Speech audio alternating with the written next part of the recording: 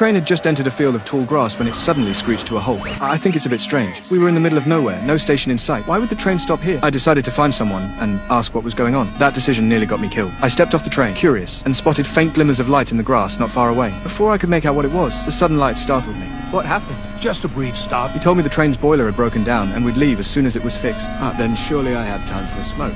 Yes? The conductor warned me not to wander off. When the train was ready, he'd call for me to board, but only twice. After that, they'd leave without me. There seemed to be something ominous in his words, but I brushed it off. All I wanted was to light a cigarette. The lights in the grass suddenly started moving, drawing me in like they had some kind of hold on me. Before I knew it, I was walking into the tall grass. I had time to kill anyway. What's the harm in checking it out? I pushed through the tall grass, almost reaching where the lights were coming from, when they suddenly went out. The strange occurrence didn't kill my curiosity. If anything, it made me want to investigate even more. Just as I was about to go deeper, I heard the conductor calling for passengers to board. I had no choice but to turn back. But then something rustled nearby, and a strange figure darted past. Fear hit me. I immediately turned to leave. But I hadn't gone far when I realized something terrifying. The tall grass blocked my view completely. I couldn't tell which direction the train was in. All I could do was jump up and shout. No response. Hello?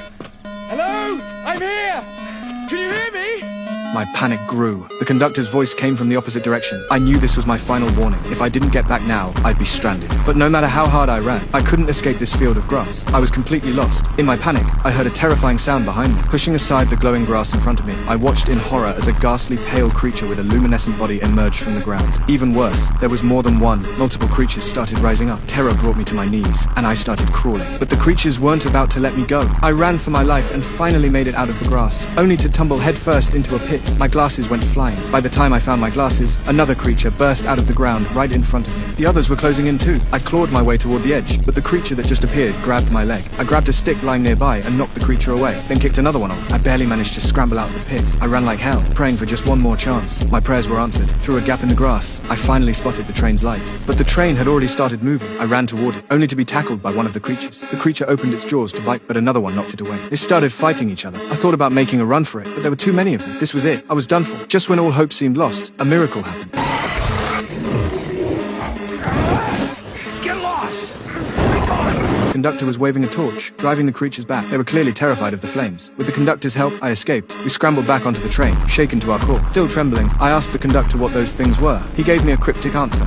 Most of them used to be people, but lost crossing the plains. Maybe others got off the train at the wrong place. This has happened before. He said the train always loses power when it reaches this spot, and then it's like a door opens. I figure it leads to some other world. I looked at him, not quite understanding. He warned me not to tell anyone about this. Even if I did, no one would believe me anyway. I sat there in a daze, breathing hard, watching